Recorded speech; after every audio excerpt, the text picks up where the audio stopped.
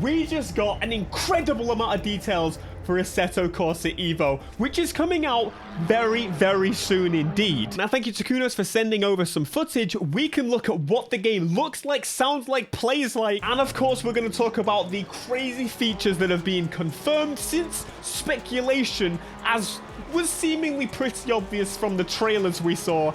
This game is going to benefit from kind of taking both sides of it, from sim racers to racing game enjoyers. We saw this, which was clearly some free roam gameplay going on within the trailer. And this is pretty huge considering the modding community in Assetto Corsa has done this for ages now. It's one of the most popular things, is traffic and free roam within the game now being added to the game. Now, I actually made many predictions that they're actually going to take a lot of what the community created, mods inspired by the community, and implement these features into the actual base game. It just makes sense.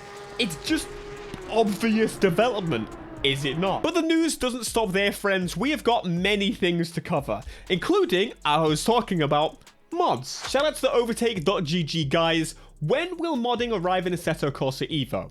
Now, this has been a little bit of an interesting note, and I definitely think this is worth discussing in great detail at some point when we've got the full information, but it sounds like they're building a platform to allow people to create mods. Now, this gives two advantages. One, they can vet the mods, which could also be seen as a disadvantage, but also, number two, it means that there is a possibility that these vetted mods could come to PlayStation and Xbox when the game eventually does launch on those platforms. Of course, it is on PC in January, early access, but when the game finally comes out, it'll be available on consoles. Assetto Corsa basically wouldn't be what it is today without mods. It is probably the only game that has like increased players over time consistently, but the ability to create and distribute mods for Assetto Corsa EVO will be available to players eventually when the game is stable enough for us to introduce the necessary tools for the community. So again, I'm gonna say personally, I think modding will happen either way. People will make this work. Now, this is on their own engine. This isn't using Unreal.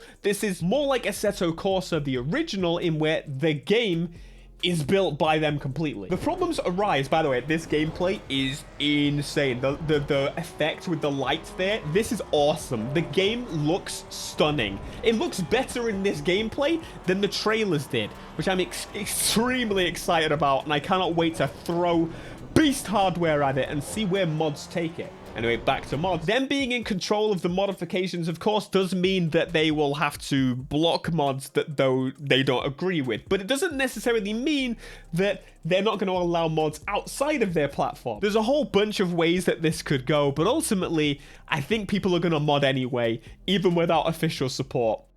But one of the situations we may have because of the feature they're adding to this game, that is proper racing. Like daily, weekly races are going to be available in this game. It is going to try and be a proper online competitive sim racing game while also catering to people like me, the more casual side of things where I just want to play car game and the car I want. They're going to have a multiplayer partnership with SimGrid. We're taking advantage of the expertise of SimGrid, but we want to keep the ecosystem open for other activities like leagues. So like Assetto Corsa and Assetto Corsa Competizione, EVO will rely on a server-based online model rather than a P2P, which is great because that's much more stable. It's going to be super interesting to see how they balance those two worlds in where I want to do everything that I want to do with no restrictions, and then also not allow people to start modding and messing around with cars so that they shouldn't be able to in like an online competitive setting.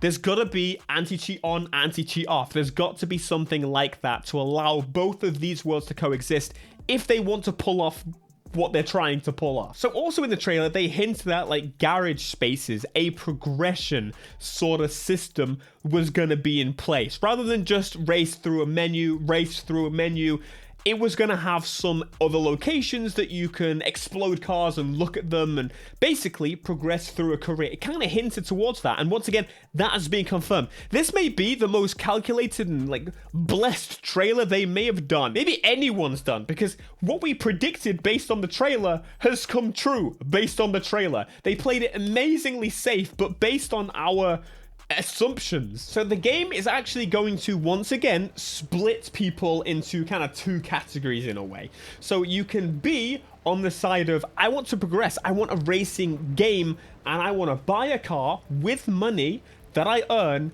and progress and upgrade the car, which again, we'll get into a little bit later. But yes, you can do that. There's going to be a career in the game, which makes me assume the garage is going to showcase your car. It's going to be like a proper game rather than more of a full-on just sim. They're gamifying their simulator. They know how to do the sim. They're making it more game. But at the same time, if you want the more competitive side of things, and for example, you want to jump straight into races with the Porsche that we saw earlier, you'll be able to do so. You'll be able to just borrow those cars and actually jump into those competitive races. So you can balance both worlds, which I think that's a super easy one for them to do. They absolutely will do it. No worries whatsoever there. I'm on the side of thank gravy for progression. I'm so excited for that. But at the same rate, if this becomes like the ultimate modding game in where everyone's going to throw every mod at it and it's going to have the same success, it needs to have those mod support. It needs to be in the same way that original Assetto Corsa was in terms of mod support and things like that. But like, I want to be able to access those mods straight away in like a free mode experience or a multiplayer experience. I guess they kind of hinted towards we could be doing that too, while also then progressing in a campaign. They really need to make sure that split is defined and obvious. Online, I should be able to use my cars, but at the same rate, I should be able to just use anything. I could rent anything.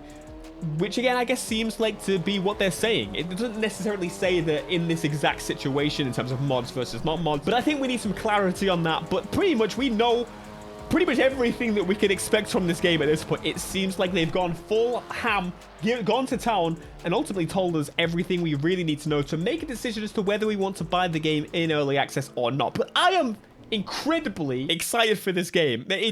It's ticking all the boxes, like super easily. Again, as has been obvious through the trailers and such, we've actually got dynamic weather throughout the actual game now, and the weather looks great. It really has that almost Drive Club feel in terms of the wipers working. It's similar to iRacing's new rain physics, and much like real life, the dry line is formed on a wet track with multiple cars using the same area of tarmac, so it calculates these things. It's a simulator. It knows what it's doing. Circuits like Spa and Nordschleife are famous for their changeable weather and varying conditions around the circuit. This will be simulated in Assetto Corsa EVO with different weather conditions in different sections around the larger circuit specifically. That's so good. So one side of the track gonna be dry, one side gonna be soaking wet. It sounds terrifying, to be quite honest. But again, in those free roam maps, it would be pretty cool to be like, I'm like 50 miles away. It's raining over here.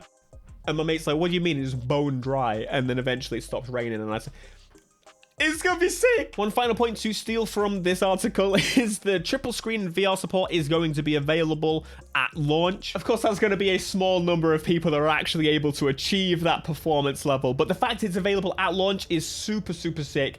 I didn't think they would actually have that type of support at the beginning, but I've not even gushed over how the game looks really good. I'm quite impressed overall because, again, this is not a Microsoft, this is not a PlayStation situation, but I feel like the lighting effects of what this game is demonstrating, and this really feels like what they were going for with Forza Motorsport, and they didn't manage to do it. Visually, this looks incredible. I feel like all those mods from the original Assetto Corsa, like, even if we could import them and bring them over, they're gonna look a little outdated and weird. The game looks really great. The hand motion, firm, but also spinning a little bit further than, you know, you would expect in, say, a Forza. What is that, still like 180 degrees or something? I don't think there's gonna be a reason to buy Forza Motorsport at this point. It destroys in every single situation, and it's going to actually be much cheaper, especially in early access. There's no way this is going to be like a 60, 70 pound game. Maybe when it's finally launched, but it looks better, it sounds better, it plays better, and the modding support is going to exist. It's not always online. Honestly, they would have been a contender for my game of the year this year, likely just from this information, if they had launched this year, but it's actually coming out in January early access, so it will be within the chance of winning our game of the year that we do every year. But of course, not this year. Not this year. Don't disappoint. You've built yourself so high. All they really had to do was this, and they did it. And I'm going to be incredibly excited to play through this. Let me know if you're excited. And of course, are you on console? Are you dying to get into this game? Or are you going to genuinely buy a PC for this? Because by the way, the required specs are probably not going to be ridiculous. I heard many mentions of like mid-tier GPUs and it's amazing. Anyway, check out the other AC video here. I was going to say ACC, but that's wrong.